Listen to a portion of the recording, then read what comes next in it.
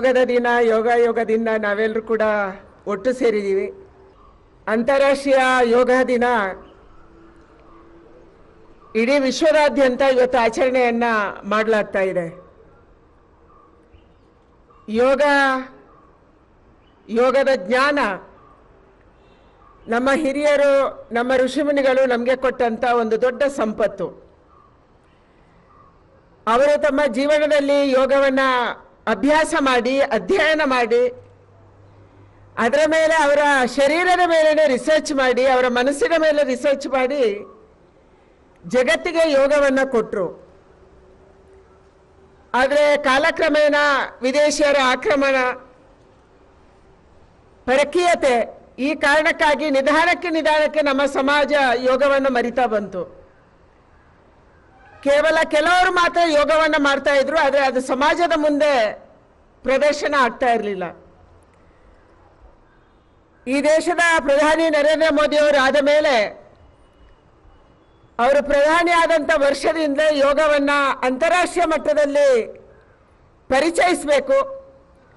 ಯಾವುದು ನಮ್ಮ ದೇಶಕ್ಕೆ ಒಳ್ಳೆಯದಿದೆ ಅದನ್ನೇ ಇಡೀ ವಿಶ್ವಕ್ಕೆ ಕೊಡಬೇಕು. ಯಾಕಂದರೆ ನಾವು ವಸುದೈವ ಕುಟುಂಬಕಂ ಅಂತ ಹೇಳಿದವರು, ಅದನ್ನು ವಿಶ್ವಕ್ಕೆ ಕೊಡಬೇಕು ಅನ್ನುವಂಥ ತೀರ್ಮಾನವನ್ನು ಮಾಡಿದರು.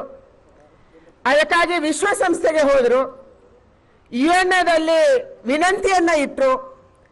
ಯೋಗವನ್ನು ಅಂತಾರಾಷ್ಟ್ರೀಯ ಮಟ್ಟದಲ್ಲಿ ಆಚರಣೆಯನ್ನು ಮಾಡಬೇಕು, ಇದರಿಂದ ಇಡೀ ಪ್ರಪಂಚಕ್ಕೆ ಮೈ ಮತ್ತು ಮನಸ್ಸನ್ನು ಸ್ಥೀಮಿತ ಇಟ್ಕೊಳ್ಳೋಕ್ಕೆ ಖಂಡಿತ ಇದು ಸಹಾಯವನ್ನು ಮಾಡುತ್ತೆ ಅನ್ನುವಂಥದ್ದನ್ನು ಹೇಳಿದರು. ಯೋಗ ಟೀಚರ್ಸನ್ನು ಬೇರೆ ಬೇರೆ ದೇಶಗಳಿಗೆ ಕಳಿಸಿದ್ರು. ಯೋಗ ಪಟುಗಳನ್ನು ತಯಾರು ಮಾಡುವಂಥದ್ದನ್ನು ಮಾಡಿದರು.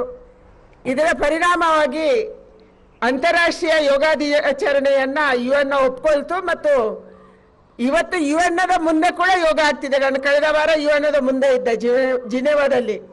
ಅಲ್ಲಿ ಕೂಡ ಯೋಗವನ್ನು ಒಂದು ನಡೆಸುವಂಥ ತಯಾರಿಯನ್ನು ಮಾಡ್ತಾ ಇದ್ರು. ಅಂದರೆ ಇಡೀ ಪ್ರಪಂಚ ಇವತ್ತು ಯೋಗವನ್ನು ಒಪ್ಕೊಂಡಿದೆ, ಯೋಗವನ್ನು ಅಪ್ಕೊಂಡಿದೆ. ನಾವೆಲ್ಲರೂ ಕೂಡ ಯೋಗದಲ್ಲಿ ಕೂತಿದ್ದೀವಿ. ಯೋಗ ಕೇವಲ ಒಂದು ದಿನಕ್ಕೆ ಮಾಡುವಂಥದ್ದಲ್ಲ, ಪ್ರತಿನಿತ್ಯ ಇದನ್ನು ಅಧ್ಯಯನ ಮಾಡಬೇಕು. ಯೋಗ ಮತ್ತು ಪ್ರಾಣಾಯಾಮ ನಮ್ಮ ಶ್ವಾಸವನ್ನು ಕಂಟ್ರೋಲ್ ಮಾಡುತ್ತೆ, ನಮ್ಮ ಶರೀರವನ್ನು ಕಂಟ್ರೋಲ್ ಮಾಡುತ್ತೆ. ಇವತ್ತು ನಮ್ಮ ಸಮಾಜದಲ್ಲಿ ಬರುವಂಥ ಹಲವಾರು ರೋಗಗಳಿಗೆ ಇದು ರಾಮಬಾಣ ಅನ್ನುವಂಥದ್ದನ್ನು ನಮ್ಮ ಹಿರಿಯರು ನಮಗೆ ಹೇಳಿದ್ದಾರೆ. ಯೋಗವನ್ನು ಮಾಡೋಣ, ಯೋಗವನ್ನು ಅಧ್ಯಯನ ಮಾಡೋಣ.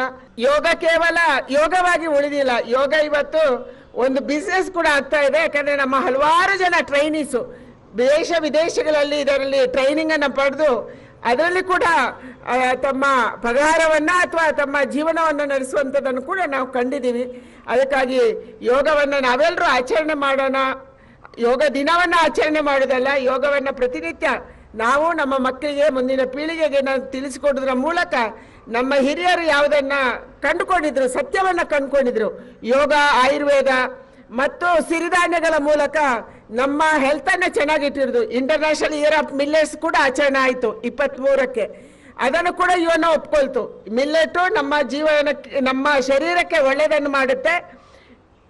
ಯಾವುದು ಇವತ್ತು ಗ್ಲುಟೋನ್ ಫ್ರೀ ಆಹಾರ ಬೇಕು ಅಂತ ನಮ್ಮ ಮಕ್ಕಳು ಕೇಳ್ತಾ ಇದ್ದಾರೆ, ಆ ಗ್ಲುಟೋನು ಫ್ರೀ ಇರುವಂಥದ್ದೇ ಅದು ಮಿಲ್ಲೆಟ್ಸಲ್ಲಿ. ಮಿಲ್ಲೆಟ್ಸ್ ಅಂದರೆ ನಾವು ತಿನ್ನುವಂಥ ರಾಗಿ ಮತ್ತು ನಾವು ತಿನ್ನುವಂಥ ಜೋಳದಲ್ಲಿ. ಕನ್ನಡಿಗರು ದಿನ ತಿಂತೀವಿ ಇದನ್ನು. ಅದಕ್ಕಾಗಿ ಇದರಲ್ಲಿ ಇದೆ ಅನ್ನುವಂಥದ್ದನ್ನೇನು ಪ್ರಪಂಚದ ಮುಂದೆ ಭಾರತ ಇಟ್ಟಿದೆಯೋ ಅದನ್ನು ಮುಂದೆ ಬೆಳೆಸುವಂಥ, ಮುಂದಿನ ಪೀಳಿಗೆಗೆ, ಮುಂದೆ ಶತಮಾನಗಳಿಗೆ ಬೆಳೆಸುವಂಥ ಕೆಲಸ ಆಗಬೇಕು ಅನ್ನೋಂಥ ಪ್ರಾರ್ಥನೆಯನ್ನು ಮಾಡಿ ಇವತ್ತು ನೀವೆಲ್ಲರೂ ಕೂಡ ಯೋಗದಲ್ಲಿ ಭಾಗವಹಿಸಿದ್ದೀರಿ. ಬಂದಿರುವಂಥ ಎಲ್ಲ ವಿದ್ಯಾರ್ಥಿನಿಯರಿಗೆ, BSF ಯೋಧರಿಗೆ, NSS ವಾಲಂಟಿಯರ್ಸ್ಗೆ, ನಮ್ಮ ದೂರದರ್ಶನದ ಸ್ಟಾಫಿಗೆ, ಎಲ್ಲರಿಗೂ ಕೂಡ ನಾನು ಅಭಿನಂದನೆಗಳನ್ನು ಸಲ್ಲಿಸಿ ಯೋಗ ದಿನದ ಶುಭಾಶಯಗಳನ್ನು ಹೇಳ್ತಾ ಇದ್ದೀನಿ. ಒಳ್ಳೆಯದಾಗಲಿ, ದೇವರು ಒಳ್ಳೇದು ಮಾಡಲಿ. ಹ್ಯಾಪಿ ಯೋಗ ಡೇ.